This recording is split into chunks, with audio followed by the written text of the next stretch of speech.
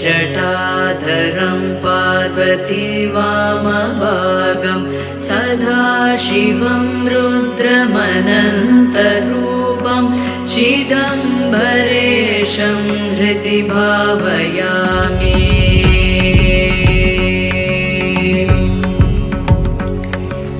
वाचामतीतं फणिभूषणाङ्गं गणेशतातं धनस्य मित्रं कन्दर्पनाशं कमलोत्पकाशं चिदम्बरेशं हृदि भावयामि।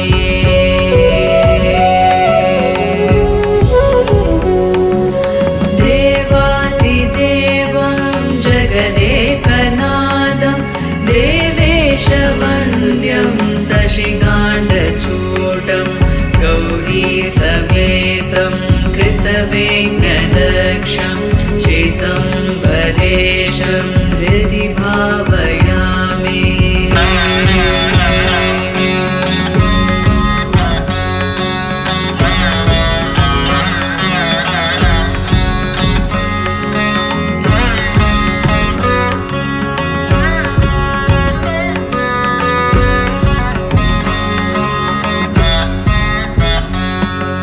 विश्वेश्वरं नित्यमनन्तमाद्यं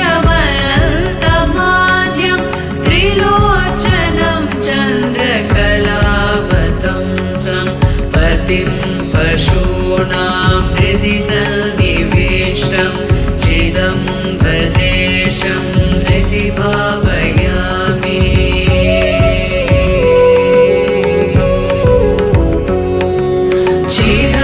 चिदम्बरेशं हृदि